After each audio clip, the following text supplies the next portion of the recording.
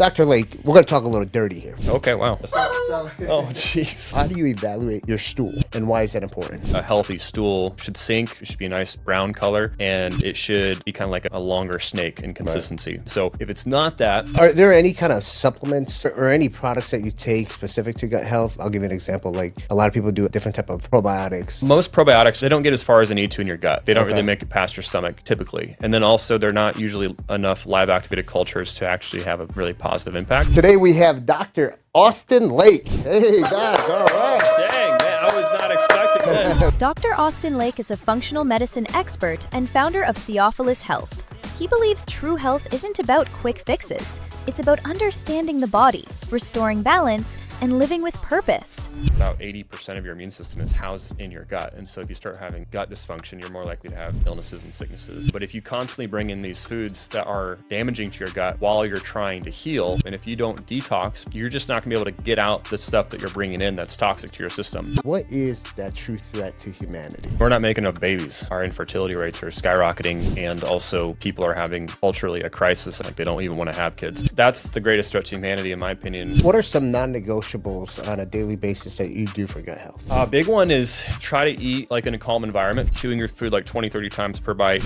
eating foods that were life-giving rather than life-taking. Welcome to another episode of A Healthy Point of View podcast. I'm your host, Sam Tejada, and as usual, we're bringing experts from all over the world to talk about health, wellness, beauty, and mindset. Today's episode, we're going to be talking about the greatest threat to humanity. What is that? We have our guest who flew in all the way from Tulsa, Oklahoma. I usually know that show from watching First 48, but he's on the good side of that city. Let's hope so. So today we have Dr. Austin Lake. Hey, Doc. All right. Dang, man, I was not expecting this. There we go. Caught me off guard there. There you go, man. Welcome to A it. Healthy Point of View podcast. Yeah, thanks for having me, man. Appreciate it. Amazing. So the greatest threat to humanity. Before we start on that topic, I want the listeners and viewers to get to know who Dr. Austin Lake is. And forget about the doctor part. Yeah. I want them to understand, what was your upbringing? Man, I grew up in Iowa, small town of like 800 people. Very 90s childhood. We rode bikes around and we just had a pretty good life. We then moved to Salt Lake City when I was like 12 years old. Had my bike stolen from me the first couple weeks that I was there. Because, I was used to leaving all my stuff outside and nobody taking it. And first thing we realized is that these people they function a little different, in the big city. And so I had that kind of exposure. But at the same time, we're out there. My brother got diagnosed with cancer, leukemia, when he was like 14 years old.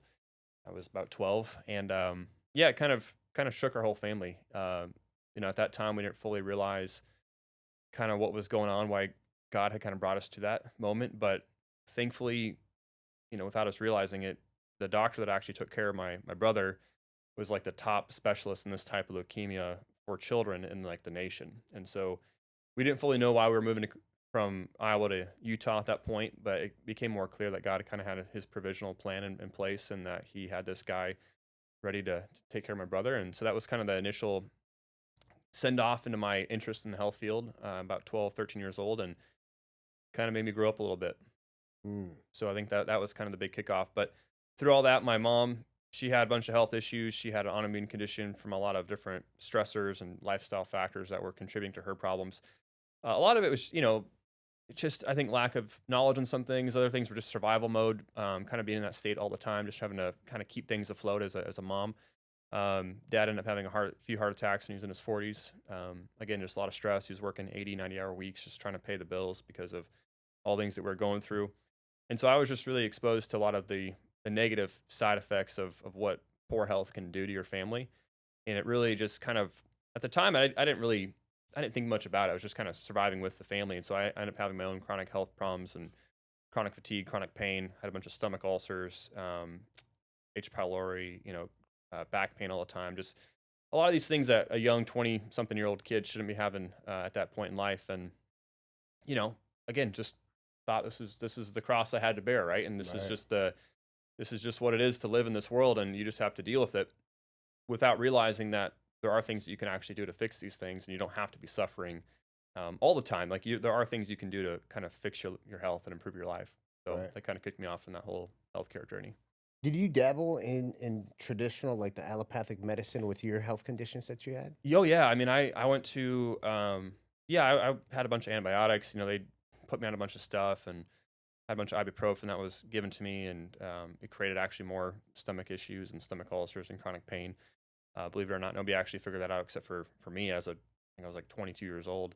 Figured out that, oh wow, like too much ibuprofen can damage your gut and create stomach ulcers, and that can cause referral pain to your spine. Right. And so nobody told me that. I just had to figure it out on my own. And yeah, there's just several things like that to where, you know, I was trained originally as a physical therapist. Like that was what my doctorate was in, and so that was enough knowledge to kind of help me figure out how the body works from a baseline perspective, and that it is an allopathic profession. And Right. so I was very much in that vein of some indoctrination to a certain extent, and it wasn't until I was having more and more issues with my own health that I was like, this isn't working, right? Like what I'm doing, what I'm being told is not working. You know, what happened to my parents, what happened to my dad. Um, this stuff isn't making things better. Like we're not fixing any problems. And so that's when I started to figure out that there was this whole field of functional medicine and holistic health that was just different enough that it made me kind of want to pursue it and ask enough questions that, you know, made me think twice. And I think, you know, the way that we're trained is just like if you don't know it, then nobody else knows it. It's kind of Right. the way that you're trained in a conventional mindset.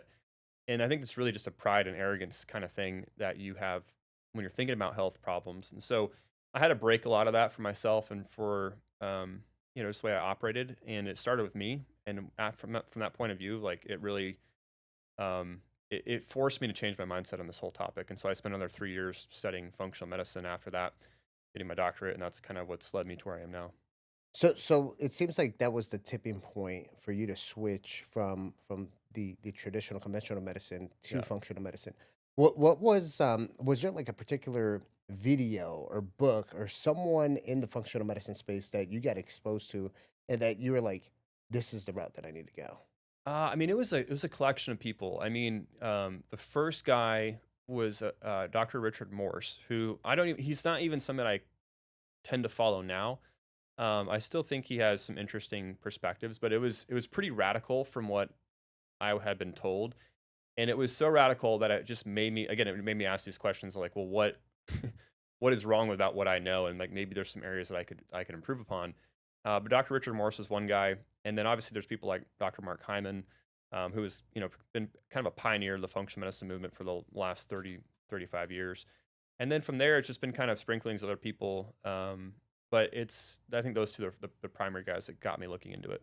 Where did you get your training for functional medicine? Did you do a fellowship or? So yeah, so there's the Institute of Functional Medicine, which is a big one. There's also the School of Applied Functional Medicine. I did training in both, but I ended up getting board certified in the School of Applied Functional Oh, Medicine. nice, Yeah, nice.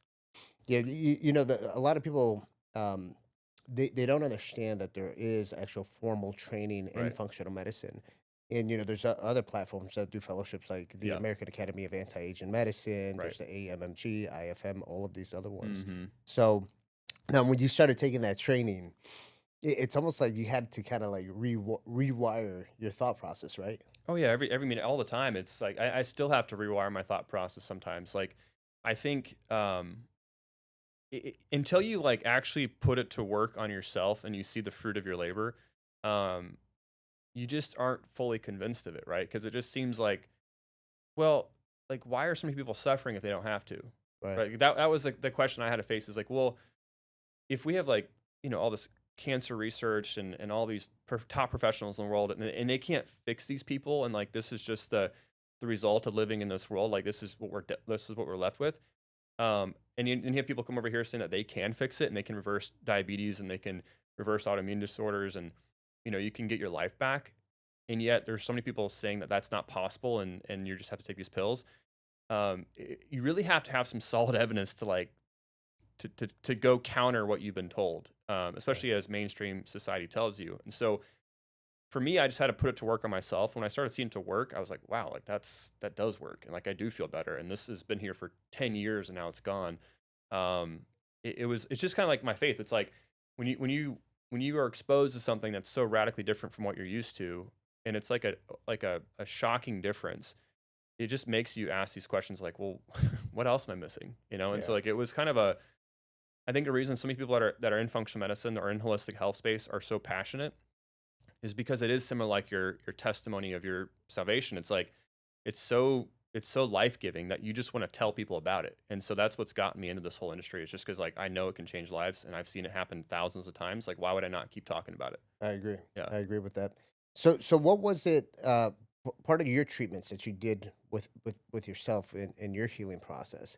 What were some of the initial things that really worked for you once you actually switched over to that? Yeah, I mean, it started with just eating like actual real food, right? Okay. Like eating foods that were life giving rather than life taking.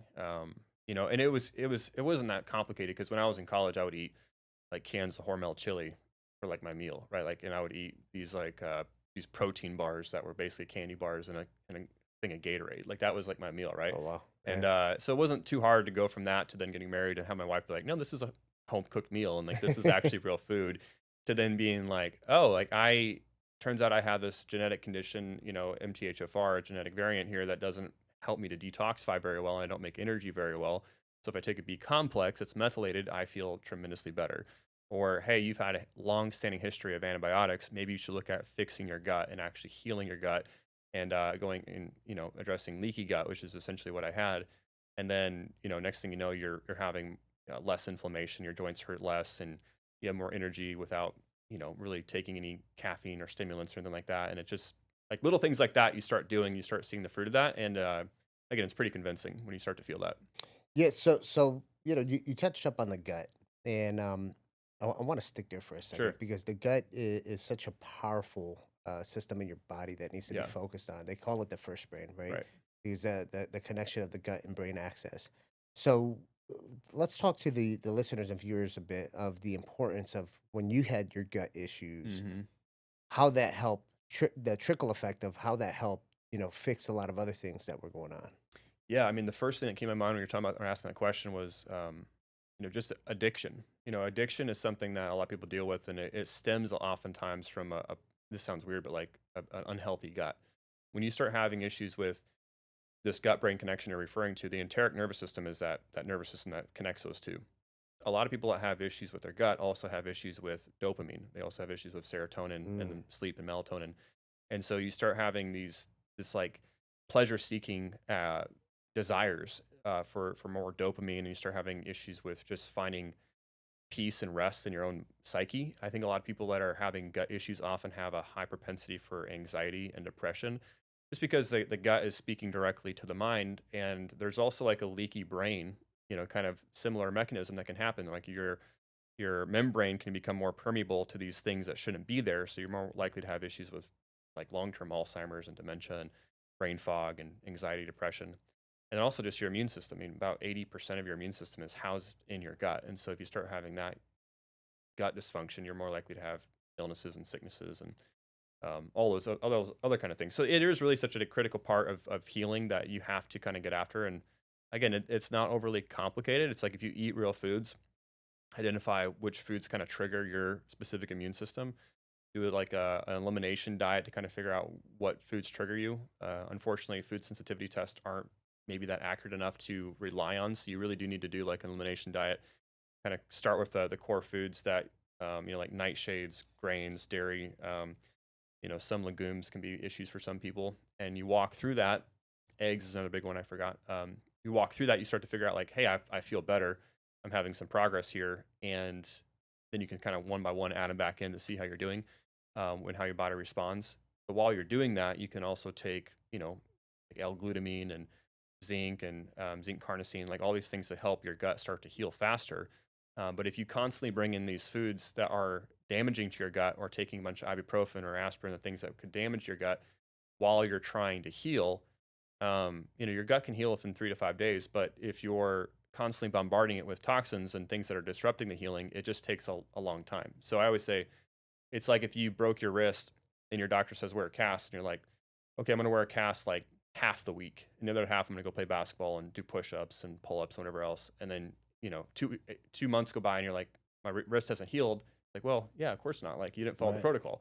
But if you follow a healing protocol rather than just doing like healthy things, you'll likely see like true progression to where you can then move beyond where you currently were. Right, right. Yeah. What are some non-negotiables on a daily basis that you do for gut health? Big one is try to eat like in a calm environment. Try to practice good eating hygiene. So again, such a simple thing that most people don't. What do you mean by that? So, so if you think about sitting down for a meal, a lot of people will put like, have a big glass of water at their table. They'll chug a bunch of water while they're eating their food. They'll be chewing while they're maybe standing up, or maybe they're like watching TV, or maybe they're like in a higher stress situation where their sympathetic nervous system is more wound up. Eating on the go in the car, like all these things that are not calm, You right? see a lot of that. Yeah, I see a lot. It's risky too. I mean, it's your own life, Yeah. but do what you want. But those are kind of things that would be considered bad eating hygiene. So you're eating in an environment where your body is not expecting you to be eating, Right. and that's where your nervous system. Again, you talk about your sympathetic nervous system, which is this fight or flight, and then your parasympathetic nervous system, which is rest and digest. If you're eating in that state of non-rest and digest, your digestive enzymes are not going to be secreted as sufficiently as they probably should be. And then also your stomach acid, which is responsible for breaking these things down and then getting them into your bloodstream via your small intestine, you're not going to be able to do that very effectively. And so you're going to be more likely to have dysbiosis or imbalanced bacteria in your gut, or just undigested food, or lack of energy because you're not breaking things down very well.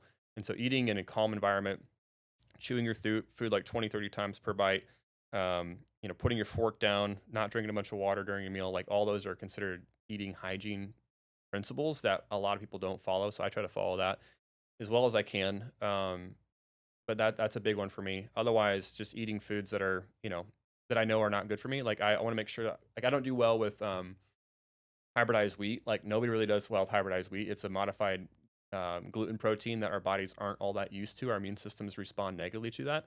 And so I always want to make sure that I try to avoid, folic acid, fortified foods, brominated foods.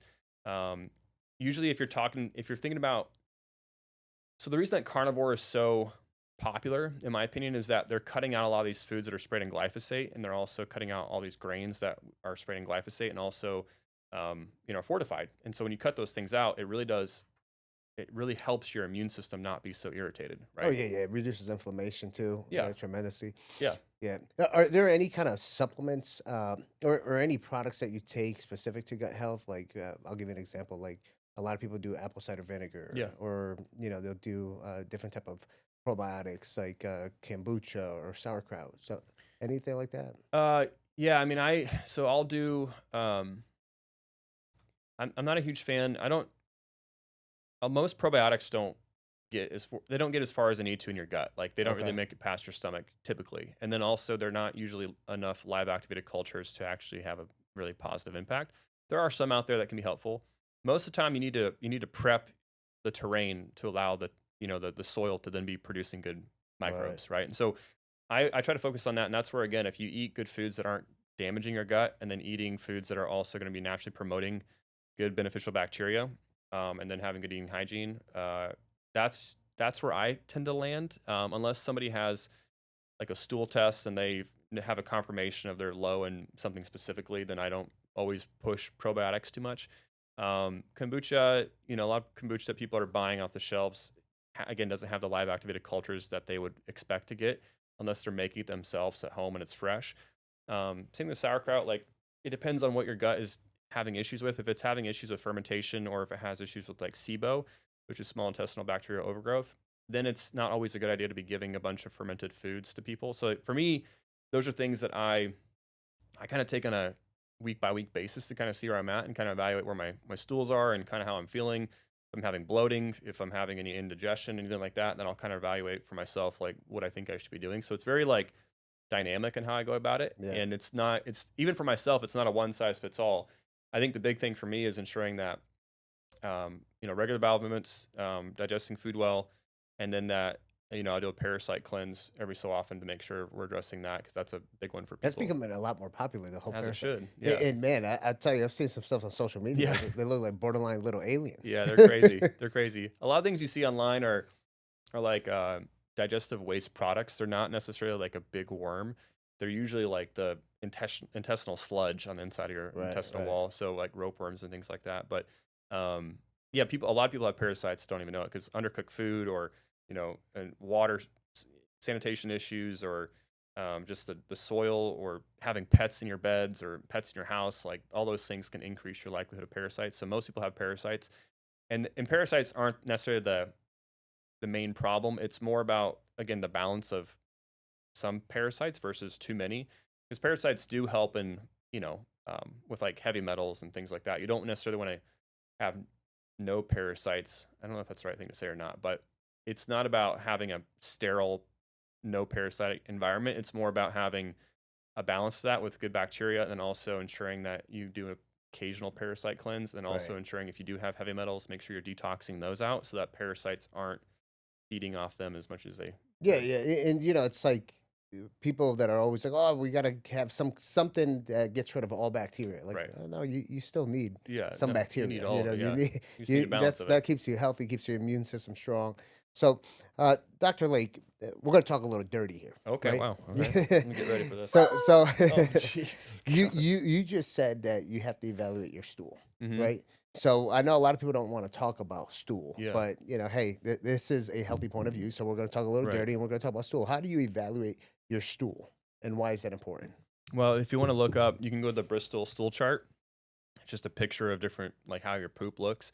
And you can kind of get an idea, obviously, based on the images for yourself and just comparing it to your own stool. But, most people know that a healthy stool, it should sink. It should be a nice brown color.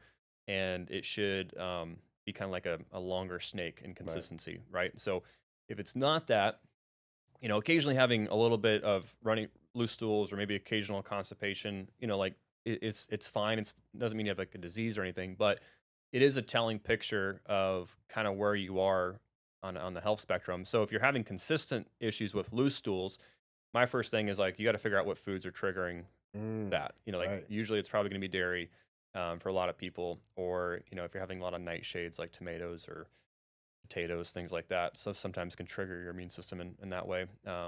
Other times it could be a fiber issue, not getting a fiber. But for a lot of people, they have more of like a constipation issue because they have slow gastric motility. They don't move their stool through quickly enough. And again, it's because whenever your nervous system is in a wound up sympathetic state, or you have a thyroid disorder, you're likely to have slower stools, and so you don't move your stool quickly enough, and or they have dehydration. So there's things like that that I think that's a bigger issue in my opinion than having loose stools, but it's both are not good either way. Like you want to be on that, number 4 on the chart, I think is what it is on the Yeah, Bristol yeah. stool chart. Yeah. That definitely important. And I mean, listen, I'll say it how it is. I look at my stool every single time I go. Oh yeah, you I should. want to see what it looks like, how it is, because I know that has a direct impact on my overall health. Right. So Absolutely. very important. Yeah. Um, so when we started the podcast, we talked about the true threat to humanity. Yeah. So we just started talking about a lot of different things health wise and how it affects people's overall health. But now we got to get into the meat and potatoes. Yeah. What is that true threat to humanity? We're not making enough babies is really what it is. Our infertility rates are skyrocketing, and also people are having culturally a crisis, I think, where they're not desiring children. Like they don't even want to have kids. There's also a ton of financial issues that people always use as a reason as to not having kids. But, our replacement rate is well below where it should be to just replace our population. So as it currently stands, we have probably as many people as we've ever had on the planet. But in 10, 20, 30 years from now, the people that we currently have here, we can't support.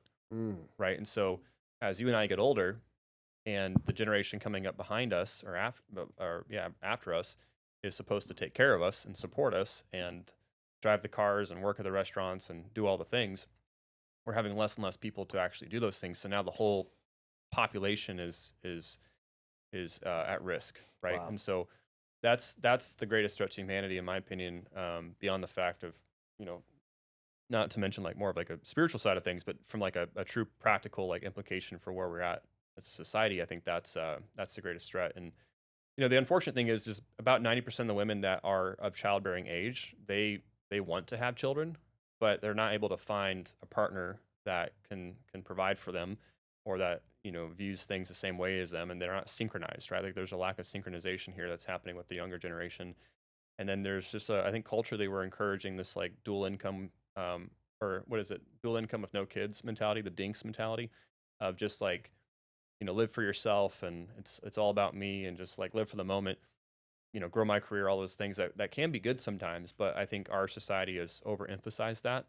And, you know, if you haven't, if you haven't had kids, it's hard to explain, but like kids are, I mean, I have 4 kids and I mean, I've been gone for just a couple days and like they're all back at home. And I was out golfing, like I was golfing at like golfing in paradise, right? Like having like the best time. And, it wasn't, it wasn't that great, to be honest. Like I was just wishing that I was at home with my family.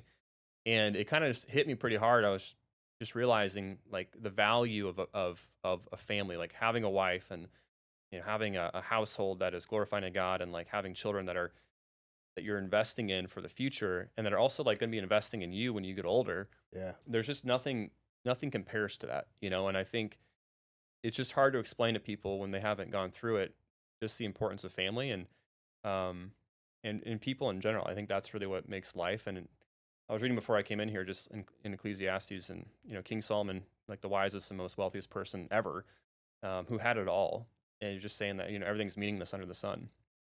And I just think about that. Like I was out golfing in this paradise place, and should be as happy as I ever could be, because I had had everything that I want. I love golf and all these things, but it just didn't even compare to the people that mattered to me, right? And so I think that's what I really want to convey to people is, I know it can be hard. My wife and I struggled financially when we first started our family. We committed to doing one income and committing to raising a family and raising that home and homeschooling them, and just like doing the conventional nerdy thing that people kind of make fun of. Like we saw the value in that. And it was hard. Like we struggled financially for a long time. Like we could barely pay the bills, but we knew that if we could set ourselves up well and lay the foundation for our family, that it would pay dividends for the long term. And we've been married for 12 years now, and we're already reaping what we've sowed in that. And it's you can make a bunch of money in life, but it doesn't really add up to much at the end if you don't have people. And so having your own kids, having a family, to me is just the best. That's amazing, man. And one of the things that you said is like, you invest in them now, but they also invest in you down the line Yeah. if you do it right, Right.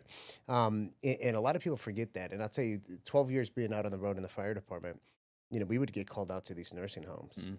and you just see how lonely some of these people were, Yeah. and they would just, they had no family, they had no kids. So myself coming from, I come from a family of 4 kids. I'm the youngest out of 4, but my mother on her side, there's 17 of them.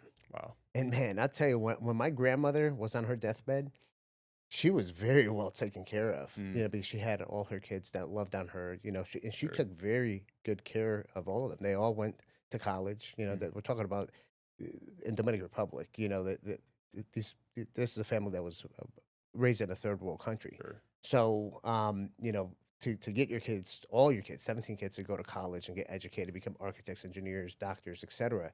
That was a lot of work on her end. Oh. But people have to really consider the investment that your kids are going to make in you, Mm. because eventually, when you get to that certain age, you don't want to be lonely. You Right. know, but part of not being lonely, and you're faith driven, Mhm. which I strongly appreciate that, because I think that's important. That's part of the process, especially when we're talking about people healing. Right.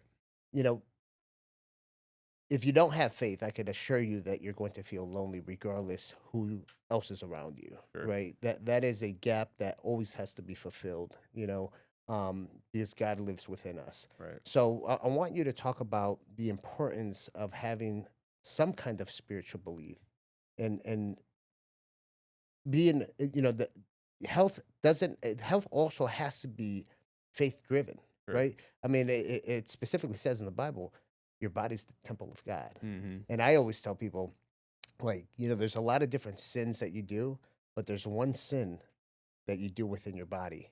And that's when you don't take care of your body, because you're actually, that's the one sin versus all the other ones that are outside of the body. That's the one sin that's within, which I think that's one of the worst ones, in my opinion, when you don't take care of that body.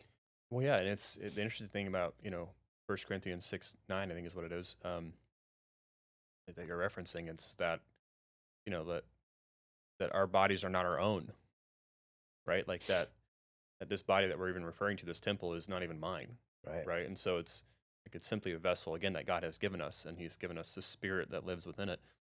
and he also gives us his spirit. And so it's, yeah, from that perspective, it kind of, it's like I wouldn't borrow somebody's car and just trash it, like I Right. would return it with gas and clean it out, all this stuff. And I think, yeah, it's having the wrong mentality. And you mentioned having faith to heal. Kind of like you asked me about, like, how did you make this transition from where the conventional allopathic mindset to holistic? It's like, well, I had a certain level of faith that spurred me on, like Right. I had some signs and evidence for it. And so I think, spirituality is important. They showed a study that, people that were a part of church on a regular basis, like lived 33% longer or died 33% less than like the average and all this stuff. And so obviously there's an important factor there. The differentiation I like to make though within the holistic health field is that, for me, it's not just about being spiritual. It's about being, it's about being biblical and then being led by the Holy Spirit. And so there's, for me, it's a much bigger difference in saying like, I want to be a spiritual being than saying like, I want to identify who I am and my identity as a son of God, like an heir of Christ. And like being centered in that is so much more important to me than anything else, because I can very easily make an idol of my health, just like I can very easily say it's all meaningless and just completely trash my health. But like neither one of those options are good. Right. But for us who are Christians and for people who are like on this journey, to realize that it's kind of like if you're building a sandcastle and you start building it, early in the morning, and you make this thing amazing. It's like got, multiple levels to it and whatever. It's got little aqueducts and all these things going to it. Like if you build this amazing castle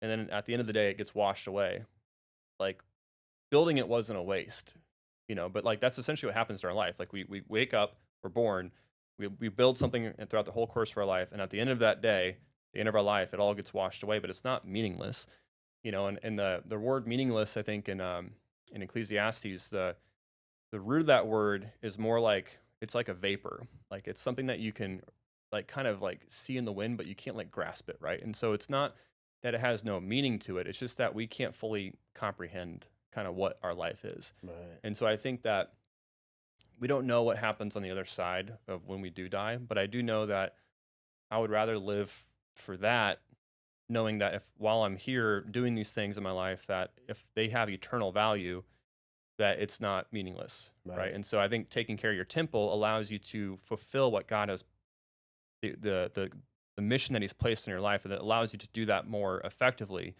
But He can do it with somebody that has poor health too. He can do it with somebody that can't walk or can't see, can't hear. Like He'll do it no matter what. It's just the blessing that we get to receive while we're here. I think Right. that's the big benefit of being healthy. Love that. What is your God-given purpose? I mean, according to the Bible, it's to love God as my Lord and Savior, and to love others as myself. Like those are the two greatest commandments. And so, yeah, what does it mean to love God? Like it means to like understand who He is and understand the reverence and just the magnitude of like truly who He is in my life. And then from there, it allows me to go out and love other people because I know what the example of love looks like. And granted, it doesn't mean we get it right every time. I think about this when I'm like in traffic or I'm in the grocery store. Like when people interrupt my day, it's like how quickly I can just flip a switch and be like, "Man, screw you!" Like get out of my way. Like I'm on a mission right now. I got to get this thing done. And then forgetting like who that person is in front of you. I think we like separate people. At least I do for sure. But like when I'm in communion with somebody or like talking to somebody, like I view them as a child of God. I just wish that I could do that all the time. But I think that's those are the two greatest commandments, at least biblically speaking, that I try to stick to. Yeah, and that's something that I think we're all kind of guilty of it, and Yeah. these are things that you have to work towards, Right. right? And at least be conscientious of when you are in that traffic or whatever, you're ready to say, "Well, screw that person," Yeah. right?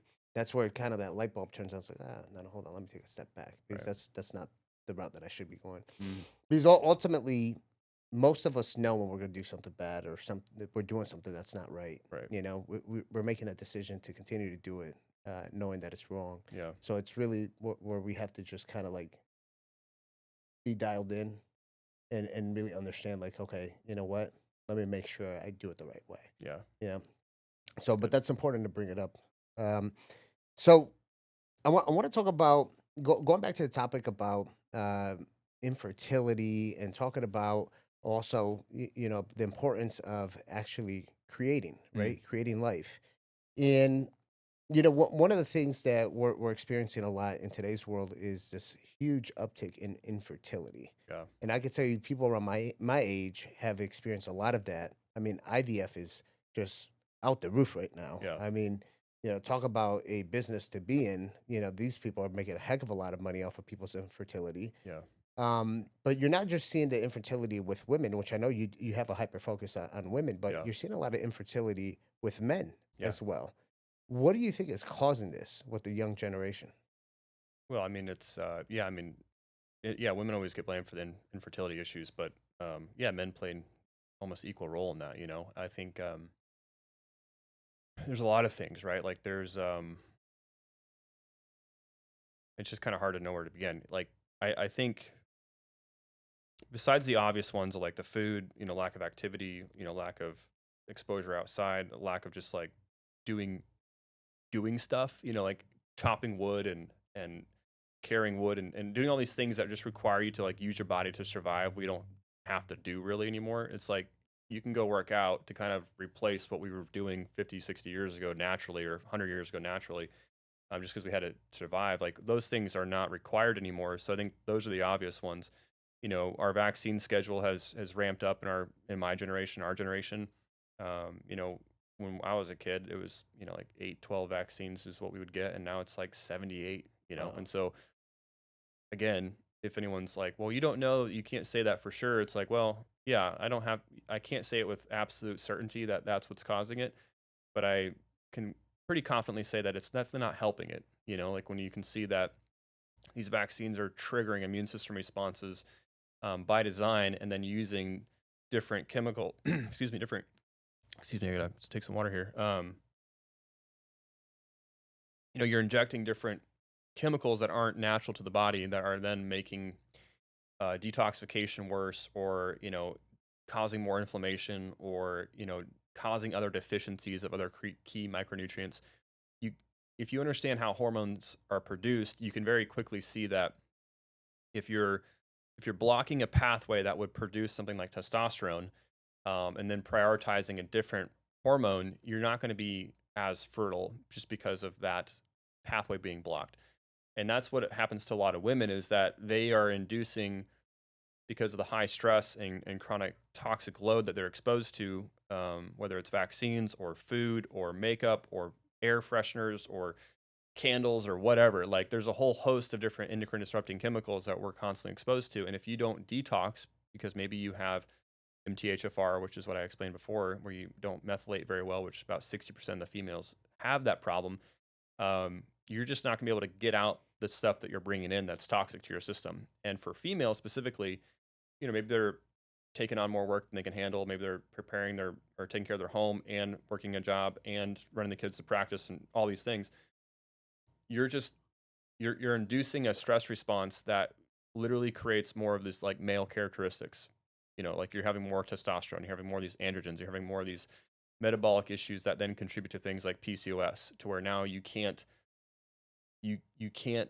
make babies as easily, right? And so that's where a lot of infertility is coming from, because PCOS is running rampant, whether it's due to a genetic issue or primarily it's related to insulin resistance. You're just not going to be able to prioritize making life when you're trying to protect your own. Right. And so a lot of people are in this state of survival, whether they realize it or not. From a physiological perspective, they're in a state of survival, and that's just not going to prioritize making babies. Yeah. Like that's as simple as I can put it. Yeah. There's a lot of reasons for it. Yeah, and one of the things too, it's like couples have to start really dating each other again Yeah. as well.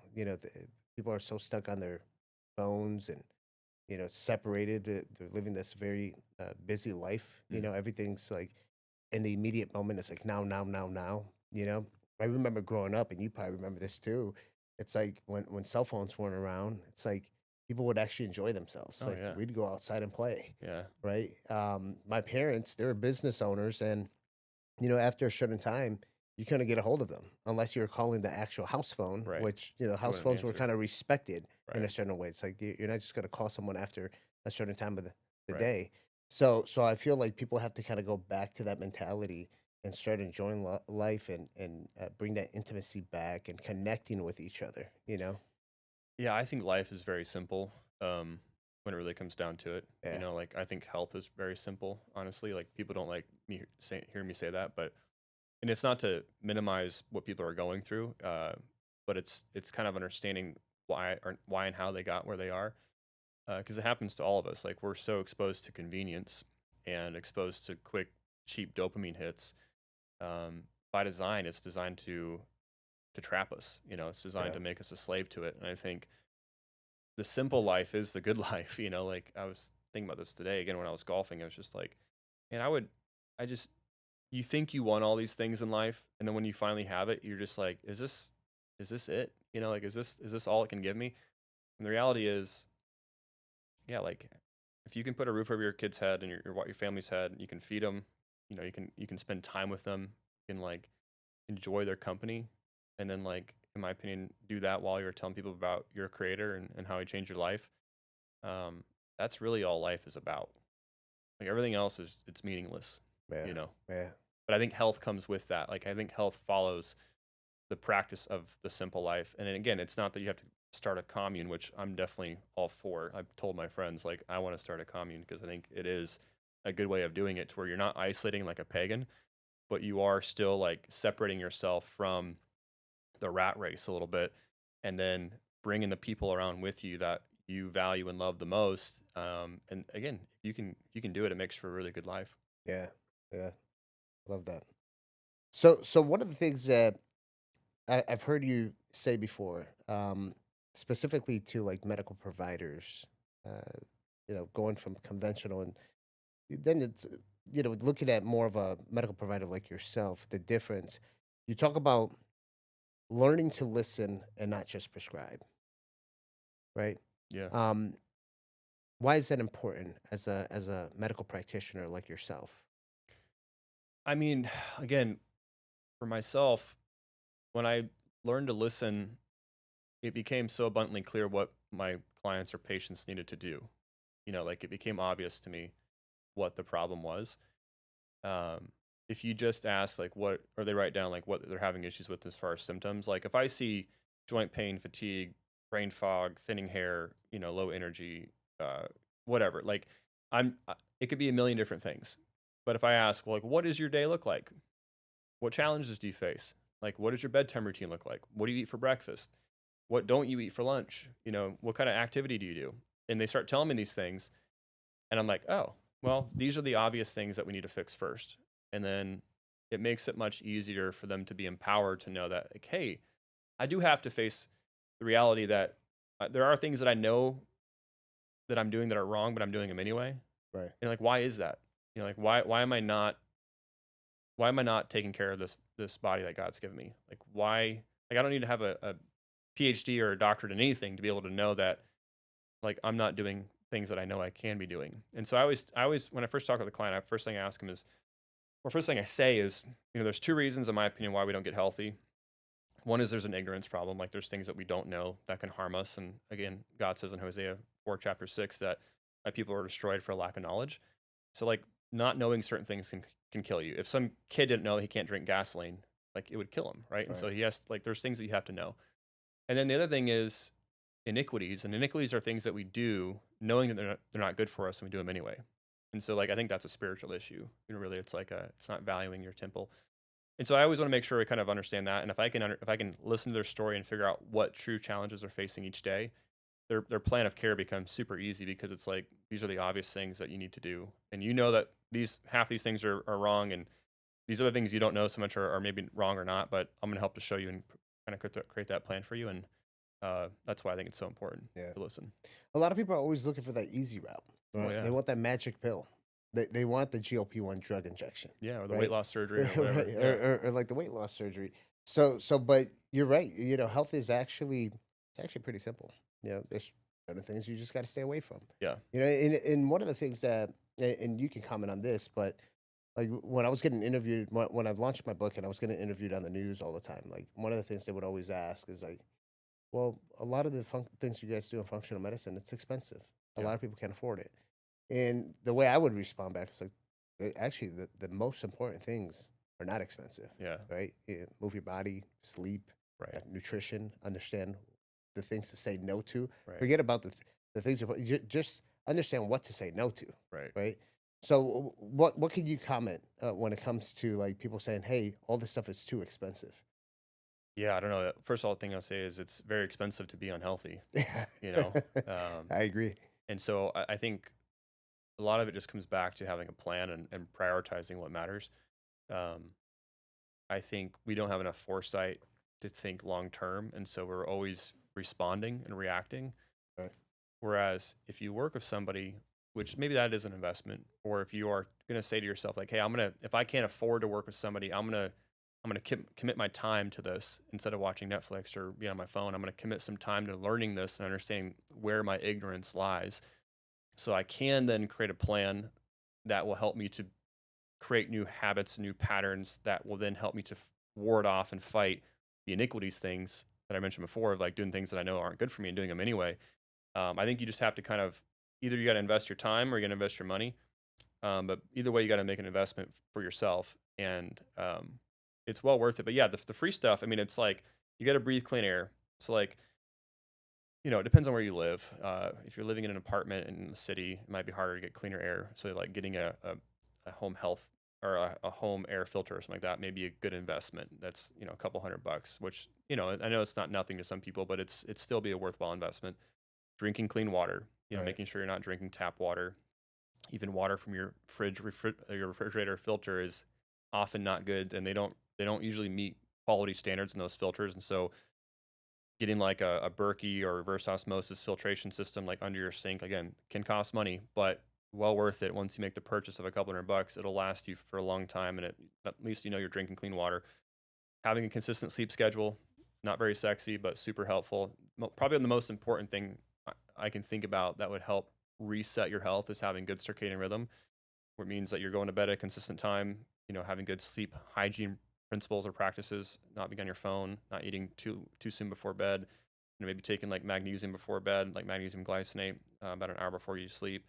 And having like an alarm clock for your bedtime is probably the most critical thing, so that when you wake up, you can wake up naturally within reason. If you have a job you have to get to, but you can at least allow your body to wake you up via its natural rhythm, and then you'll wake up more energized. You'll be more likely to have a good appetite, so you'll be wanting to eat breakfast. That will break your fast and reset your circadian rhythm for the next day, and then you can have a lot of energy throughout the day and not have a crash around 2-3 o'clock. And all that stuff is free. And then I think beyond that, it's like buying healthy food. If you really look at the numbers, if you look at what most people spend their money on, it's like convenience fast foods, which are cheaper initially, but over the course of a month, compared to cooking your own meals and buying healthy food, it really kind of levels out. It levels out. Yeah, Right? I mean, I think especially when you start feeling better and you're more productive and you can get more done and you just feel better, it's totally worth it. It's a no-brainer, but you have to have a plan. And most people don't make a plan because they don't think it really makes a difference. And So you said something, and I want to make sure I heard it correctly. Set an alarm clock for you to go to sleep. yeah, I like that. yeah, I think that's most critical. I don't think I've actually met anyone who does that as of yet. Really? Yeah. Yeah, it's one But of my I staples. can see that. That's very powerful. When I worked at the fire department, man, we worked these 24-hour shifts, Mm, and you get called out in the middle of the night, yeah, and you wake up to the tones, which for me, you wake up and all of a sudden, a few minutes later, your heart rate is the highest it's ever been, right? You're fighting a fire, you're in the middle of the interstate, extricating someone out of a vehicle. mm, And I told myself the day that I retired from the fire department, I says, I'm never waking up to an alarm clock. And I haven't. wow, So I do prepare myself to go to sleep. I don't eat too close to going to sleep. About 3 hours before is yeah, the last time I'll eat. You know what? I'll make sure that I don't have too much blue light exposure before right, going to sleep. And I wake up naturally. I only sleep about 5 hours. really, Yeah. And I'm big into yeah, data, right? I have my Aura ring. I yeah, sleep on my Aura ring, and I don't have a midnight crash. I now the one thing I don't do is to set the alarm to go to sleep, which I think I want to start doing yeah. something Try it like out. that. But what I do is I go to sleep when my body is ready to go to sleep. I don't have trouble falling asleep. And then I wake up when my body tells me to wake up. Yeah, I don't wake up to an alarm clock. So I'm well rested, my sleep data is good, and I don't have a midday crash. nice. You know? What time do you go to So bed? usually it's like about midnight. Yeah. Yeah, You wake up so at 5? about 5. Yeah, Yeah. 4:30, 5 o'clock, I'm up. So around 11:30 midnight, I'll go to sleep, and then naturally I just wake up. Nothing wakes me up. I just like I'm ready to go, Yeah. and I'm energized, man. Yeah. I'm ready to go. Like Yeah. I'll have 1 cup of coffee about couple hours after I've already woken up. I'll Yeah. do my red light. Mhm. I can go out and get natural sunlight. I'll do that Yeah. as well, but. I'm good, Yeah. and it wasn't like this before. Before, when I was at the fire department, the days I'd be off duty, I'll sleep for freaking 12 hours. Really? Yeah, and then still be tired. Yeah. Yeah, but then I started once I retired from the fire department, that was almost like 7 years ago. I told myself, so you know what, I'm gonna really start taking care of my health. And I Mhm. started taking obviously all my different supplements, my Yeah. peptides, everything personalized to myself. Yeah. And a lot of people when I mentioned that, like, hey, I only get like 5 hours of sleep, I said, oh, that's not good. You're unhealthy. I said, I can't sleep longer. My body tells me that Yeah. I'm well rested. My sleep data is good. What else do you want me to do? So, but the alarm clock going to sleep, you mentioned that, and I think that's something that more people have to exercise. Yeah, I think with the sleep stuff, there is an individual component to this, right? Like I think you're more of like a unicorn in this, and I think one thing that I would want to know is have you ever done like a Dutch test? The urine Dutch Yeah. test, I haven't done it personally. We've done it on Yeah. other patients. Yeah. Yeah, I would want to see where you are with your adrenal glands to see, because I think at 38, with everything else you're doing to yourself, it's like you're doing yourself a lot of favors, right? And so I think what I would tell somebody that is listening to this is they're like, oh well, Sam does it, like, I'm sure I could do it too. Most people probably aren't as intentional with their health as you are. Oh yeah, and yeah, you're right about. And I want to put emphasis on Yeah, like I'm doing it. I have all my different supplements laid yeah, out. like you're I'm dialed up. doing a lot of biohacking Yeah, modalities, red light, PEMF. yeah, Like I'm dialed in. yeah. So And I think if you're dialed in like that, then it's yeah, you listen to your circadian clock and it'll tell you. I think for a lot of people that I work with, they they try to like live off 5-6 hours, and then they're not doing hardly anything any else. of that, right? And I'm like, you gotta pick and choose here. Like you can't be adding that level of a stressor to your body. But the problem with less than 6 hours, at least according to the sleep studies, is and Matthew Walker's a big. I'm not sure if you listen to him. I'm sure you probably have a little bit, but he's kind of like the sleep expert, and he said that in his book, if you get less than 6 hours of sleep on a regular basis, your natural killer T cells can be significantly dropped by like 38% just from like a couple of nights of not sleeping. And so your immune system's, response is going to be dampened a little bit. So you're going to be more likely to have sicknesses and things like that. So there is that factor there. The other important thing for people to understand is the hours between like 10 and midnight are more effective than the hours of like 12 to 2, right? And so like, again, because based on when the sun goes down and when your body's getting these signals via the light, hitting your pineal gland, your circadian rhythm is then starting to respond. And for people to blunt that response and say like, yeah, but not yet, I'm going to go to bed in a couple more hours, you'll likely get like a bit of a spike in cortisol at the wrong time, and the melatonin could drop. And so if you're getting good, sufficient sleep and your data is supporting that, and you're subjectively feeling that as well, you may have created a new rhythm that works well for you. But for people that are inconsistent with that rhythm, they would have like a spike of cortisol and then a drop in melatonin, and they'd be a light sleeper, and then they'll wake up feeling tired, and then they'll have to Okay. wake up with their alarm. They have to use stimulants to kind of get going. And then there's also this thing called a glymphatic system where you're draining. It's like a metabolic detox mechanism that happens in those hours of sleep as well. And so your glymph system is also very queued up at that time. So there's different benefits to sleeping there. Also, you're making hormones at night, you're making white blood cells at night. So the Right. timing of when you're in bed versus how long you're in bed does make a slight difference. So those are just things to kind of consider for people listening, because Yeah. I think people kind of get that confused that like I'm in bed from 12 to 8, or at least I'm in bed for 8 hours, but it's like it kind of matters when you're sleeping as well. Yeah. Now, doctor, like we have a lot of doctors. We have a network of over 5,000 Wow. doctors that tune into the podcast. A lot of functional medicine doctors or Yeah. doctors in med spa businesses and Sure. stuff trying to get into the wellness side. You mentioned the Dutch test, right? Mhm. Are you looking at cortisol levels in that Dutch test? Yeah, it looks at all sex hormones. So I mean, primarily progesterone metabolites, androgens, testosterone, estrogen, all three estrogens. It's going to look at your methylation detox pathways. Looks at like some organic acids, and then your adrenal glands. So, Okay. yeah, it's a helpful Do test. you prefer utilizing that than doing like saliva? The throughout the first thing in the morning, throughout the day. Yeah, so the Dutch will use urine and for your sex hormones, and then they'll use saliva for your adrenal glands. Okay. Yeah. So it's a combination. And typically, what do you see with your patients when you put them through when you receive that data? Like, what does it tell I mean, you? it's usually I don't recommend they get it up front anymore.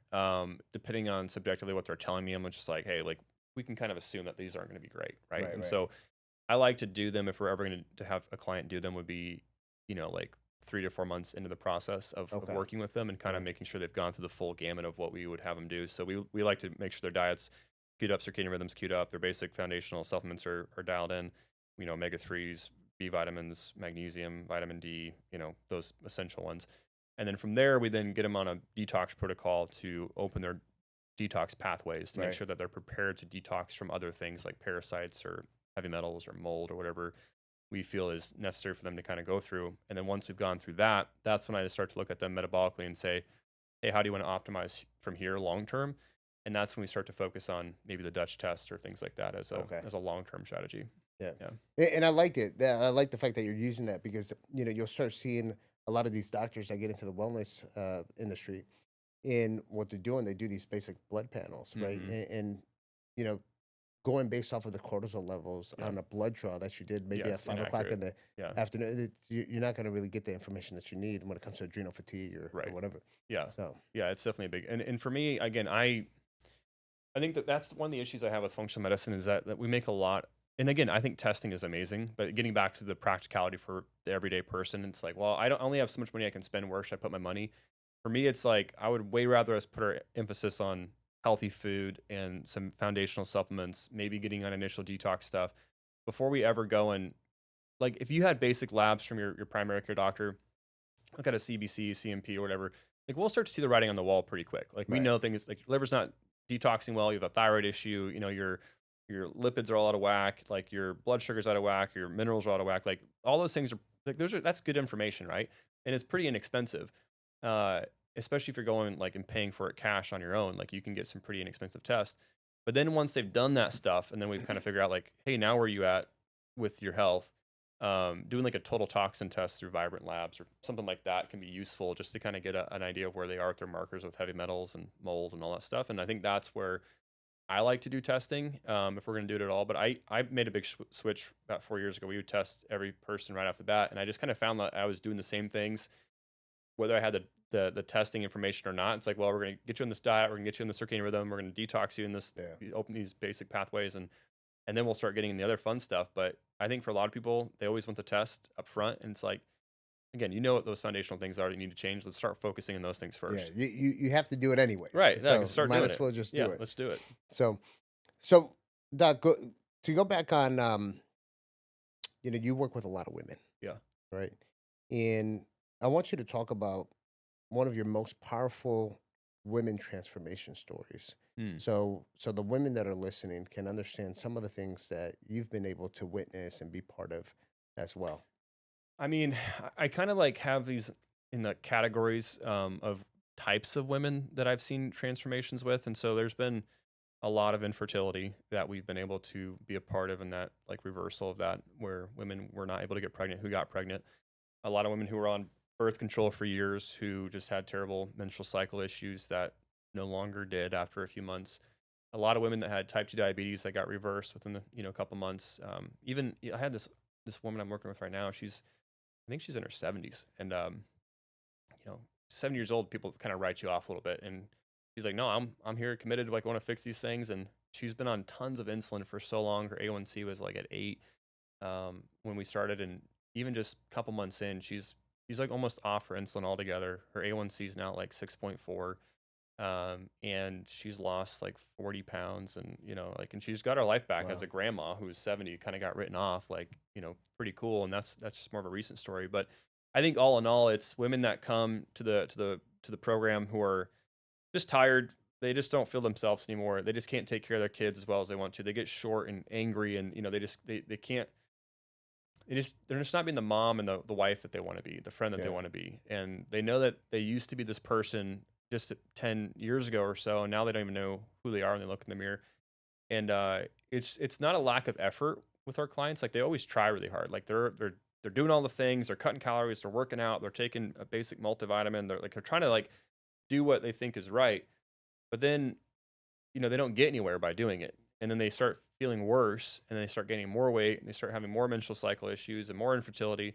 And it's like, well, why even bother? At that point, like, why even put effort into something if it's not going to produce an outcome? And so then you start doing more of what's convenient. And I think that's the biggest issue that we always try to kind of reset, is just say, like, no, like, there's a reason that, cutting your calories, not eating enough protein, and drinking too much caffeine, and over exercising, and having poor circadian rhythm, and being deficient, and being, having issues with detoxification. Like, there's a reason that produces more survival mechanisms kicking in, and you gaining weight, because holding on to fat is a survival mechanism, right? Like, you want to hold on to fat if you're surviving, because you don't know when you're going to go without food, right? And so women who hold on to fat, and more women are more likely to have fattier body composition than men. So you're going to be more likely to store these toxins in your fat. So when you start to lose the fat, when you're exercising, and if you don't detox well, you release these toxins out into your bloodstream, and then they get recirculated, and then it has like this big yo-yo effect. And so you have to understand, it's not just exercise and cutting calories. Like, you have to figure out what foods trigger your immune system. You have to have a good circadian rhythm. You have to make sure you're prioritizing your metabolic health. And I'm a huge fan of eating breakfast and eating about 80% of your calories before 2 o'clock. I think that's like a rule in my program, is you got to eat most of your food. Like, you got to have breakfast and lunch. Like, you can't have a salad for lunch, and you can't have a, coffee with creamer in it for breakfast. Like, that's not going to work. Like, it's a metabolic bomb. Like, you can't do that. So if you get those things dialed in, then you can start to focus on, well, do you have a history of antibiotics and parasites? Like, do you have a history of, mono or EBV, or do you have, like, have you been exposed to mold in your past? Like, where did you grow up? Like, all these things start to kind of add to the narrative as to why they're struggling. And once they can see it clearly, they're like, oh, like, it's not 100 things I'm doing wrong. It's only like 4. It's 4 things that I'm missing out that are a huge catalyst to my progress. And I think once they start seeing that, then they feel empowered to be like, oh, when I do these, I feel better, and I get the results that I want. Of course I want to feel better. Of course I want to do these things. And it like rewards them for the effort. But if you do the things and you don't get rewarded for it, like, why would you keep doing the same thing and not get results? Like, that's crazy. Yeah. Yeah. Dr. Lake, I want you to take the next minute or two and just let it come from the heart. Tell the audience what you want the world to know about Dr. Awesome. I'll tell you right now, I shouldn't be here. Like, I'll tell you that. Like, I really don't, when people say like an expert or whatever, I don't consider myself to be an expert in anything. I think the fact that I'm here is just a testament that this is where God wants me to be. And I've just tried to put my faith in him and his plan for me, because I've made plans for myself and they have not gone well. But when I give it up to him and have that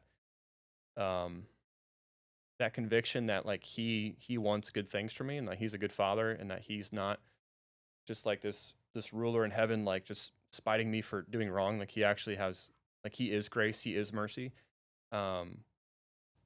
That's what's transformed my life, and I'm just very blessed and honored that I get to be able to share that with your audience and other audiences, because if I die today, or I die whenever, like, I want people to think that, man, like, he shared the gospel with people, and like, yeah, the health stuff is cool, and like biohacking stuff is cool.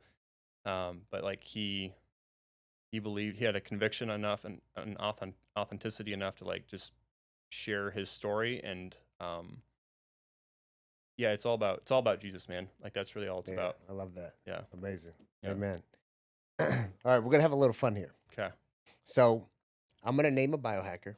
Okay. And with one word, you're gonna say what first comes to mind. We'll see how this goes. All right. Dave Asprey. I knew you were gonna say Dave Asprey. It's the godfather of biohacking, right? I know. And I didn't mention him when you asked me that first question.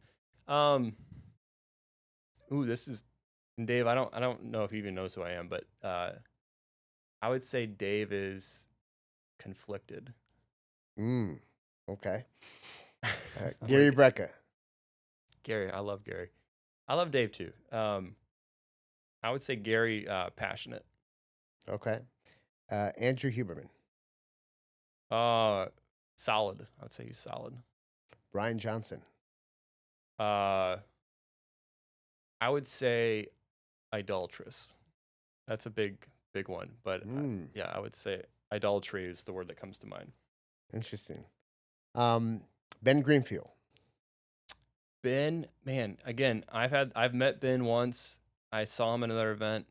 I don't know him personally, so this is just based on my interactions with him, but I would say Ben is eclectic.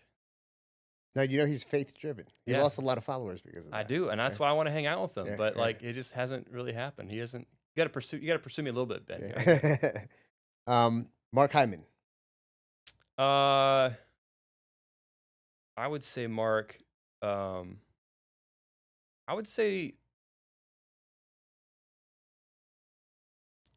Mark Hyman is. I would say he's bold. Okay. Yeah, And last one here, Peter Attia. Peter Attia, man.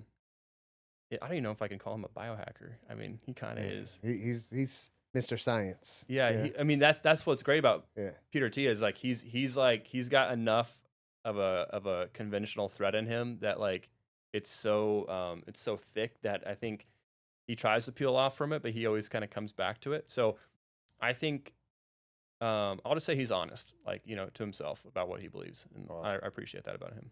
I like that. Yeah. No, that was good. Yeah, All I right. mean, I'm gonna get in trouble. Sorry, everyone. The funny thing is I posted the first video that I did with Mark Young Oh yeah. on it, and Dave Asprey commented right away. He was like the first one to comment on it. All right. Great. So, Sorry, Dave. no, it'll be good. I don't know him yet either. I've met him, but I don't know him. No, either, so you I need guys to will get- connect. Yeah. So one of my favorite podcasts is the guy Stephen Bartlett, Yeah. the Diary of a CEO, and he came out with these conversation cards. Okay. So I'm gonna go ahead and have you grab that. Cool. Open it. You're gonna grab 2 cards out of the middle. Okay. You're gonna read the question and answer it. Do I do the front? Okay. What topic is no one talking about now that historians will study in the future?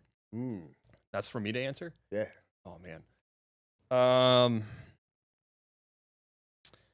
I think we're talking about AI, but I think we're going to be talking about, well, if we are even around to talk about it, or if we're just being, transhumans, like part machine, part human, if we even have the ability to talk about it, that's a big conspiracy right there. But I think that will be something that's writing the course of history, that we're just starting to get a little bit of an idea, but we have no idea what that's going to look like. I think it could be crazy. Probably not in a good way either. What is your proudest moment? Golly.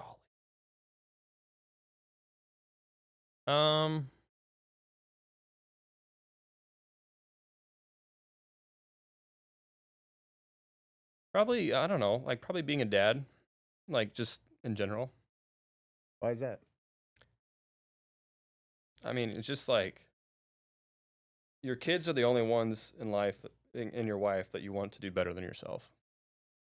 And I think as a dad, yeah, it just makes you so proud when you see your kids like just figuring stuff out. Like when they're asking these questions, like my kids will ask me these questions. I'm just like, golly, like how'd you even think to ask that? Except for the fact that you were created by God, and like you have like the DNA of your creator inside of you, and that's why you have this inherent wisdom. I think that would definitely be my proudest moment overall, being a dad. Awesome. No, you did good. Yeah. So, for the individuals that are faith-driven, have families, have a spouse, level of importance, and I don't want anyone to take this the wrong way. Who comes first? Who comes second? Who comes last? So there's this analogy that my wife hates, but I think it's important. If you're on a ship that's sinking, and you have your kids and your wife, and you can only choose one, your kids or your wife, who do you choose? You got to go with your wife. You can always have more kids, which, sorry, kids. I hate saying that, but like, it just shows the significance of your wife. Yeah. Like you two are bound, like spiritually and eternally. And I think, I don't know about eternally, but like definitely spiritually in some capacity. And I think, you just definitely has to be your wife. Well, you got God, wife, and kids. Oh, God, wife, and kids. Yeah. Oh, wow. Well, okay. Yeah, I mean, it has to be God. I mean, Right. yeah. I I missed figured that you'd first go one. there, Yeah, obviously God. Yeah. But we know who comes Yeah, the next. other one's better, I think, because like God is like the obvious answer, but I think Yeah. the other one is like a little bit more. Yeah, I like it. interesting. I haven't heard that one, but I'm going to use it now. Yeah, you can use it. It's not mine. I stole it from somebody else, but yeah. I'm stealing it from you. Yeah. Amazing. So, Dr. Lake, If someone, as we wrap up here, if someone's listening to this podcast and really, engages with today's conversation and they feel like it's talking to them, what's that one thing you can leave them off with?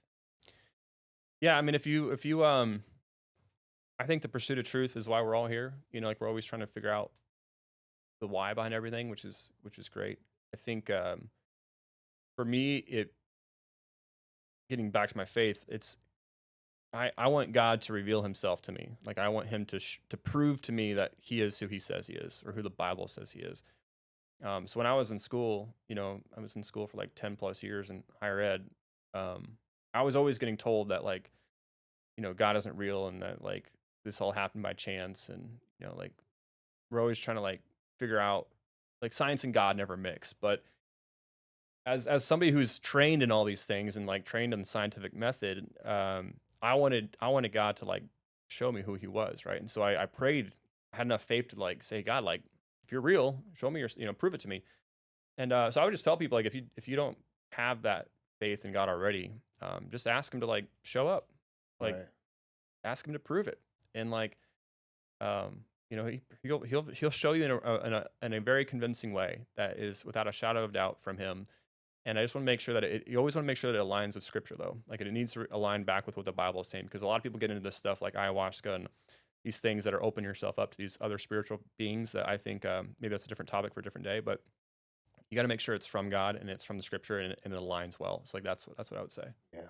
Yeah, that's important that you touch up on that, man, because right now you're seeing an uptick on this new age spirituality. Yeah, People walking around with rocks and stones, and I'm not saying that there isn't benefits to that, but those are tools that God has given you. right. It's not what you're going to praise and It's not the worship. God. Right? It's Yeah, not the God whatsoever at all. It's like praising a scalpel in the hospital. right. That's Yeah, not your God. yeah. That's a Good tool. point. You know, it's important that you mentioned that because a lot of these different, not just vices that are out there, but some of these things like ayahuasca and things of this nature. And I've interviewed some of the people that have some of the biggest Yeah, ayahuasca retreat, campuses. They they look at it like it's almost like the God, but it yeah, really, when you're having that experience, if you decide to go do ayahuasca, go in there with your faith, go in there believing, the word of God, of Jesus Christ, because I think that whatever connection you have or eye opening, it's going to be based off of that. But if yeah, you go in there thinking that that is the God, you might have some other weird stuff popping up, and yeah. I mean, the Bible I've says, never done it myself. I like to listen to the stories of yeah, it. They're kind of a little crazy and creepy, yeah, but I just it's talking to a lot of my brothers that I do like Bible study and stuff. That the first thing that they'll say is like, yeah, that's a little witchcrafty yeah. type of stuff. Well, I think the Bible says to be sober minded, and I think that's when you look at, even though DMT is, you're basically opening up a receptor site that is available within our body from God, but it's being covered for a reason, right? Like there's a reason that that's being blocked, and I think it may be utilized for a different point in our existence. Who knows kind of what that was originally there for. But I do think, when you look at the studies where about 1 in 10 people walk out of ayahuasca like becoming possessed, um, that to me is not worth the risk, Well, heck, it's a poison too. I mean, Yeah. you're purging for a reason, not. Right. Yeah. Some people say, "Oh, it's Mother Ayahuasca talking to you," but in all reality, It's a great it's your figure. Yeah. body like trying to detox this poison, and that's why you're shitting your brains out. Yeah. So Yeah. that's kind of something Good that people point. have to recognize. Yeah. I interviewed Dr. Christopher Shade, Mm. who's big into toxins and everything Yeah. else. He said it. He says, "Listen, I've created the molecule that can give you the out of body experience of ayahuasca, but you don't get all the other crap of Persian." And he straight up said, he says, Mm. "Your body's just trying to get rid of a poison. That's why Right. you're doing it." Other Right. people say, "Oh, the Mother Ayahuasca's talking to you." No, he's Yeah, it's like when you get drunk, like, you have right. this experience. It's like some people would say you look possessed, but it's like your your liver and everything else is detoxing all that out because it's such a poison, Yeah. Yeah. So, yeah. Anyway. No, I appreciate the great message, Doc. This is important information for people to understand and really understand how to live a better, healthier Yeah. life that's faith driven. Cool. So I appreciate you. And No, thanks for having me where on. can people find you if they're looking to? Yeah, they can go to dr.austin.lake on Instagram. You can Google my name, find a bunch of stuff. You can go to holy.health. It's WHOLLY.health. You can, if you want to become a client, you can look at booking there. I have a ebook where I kind of go through all the stuff that we've talked about and just more detail. It's basically like a guide, has protocols and meal plans, all that stuff in it. It's only $14. And so that's kind of an option if you can't afford working with me directly, but that's those are ways you can find me. Awesome. Thank you, Thanks. brother. No, thanks for having Appreciate me. you Appreciate it. coming here. Yeah, Yeah. that's fun. Guys, you guys heard Dr. Lake. Number one, if you're not faith driven into your health and wellness, that's probably one of the first steps that you have to take, right? Bring God into your life, bring God into your family. If you're thinking about having kids and you're contemplating because you want to just work, and be successful, reevaluate that. Think about having a family, make it a priority. Don't get too old. So, guys, this is a lot of great information that that not just you can benefit from it, but a lot of other friends and family. Make sure you share this episode, like, comment, do all that fun stuff. Don't forget to subscribe, and we'll see you for the next one.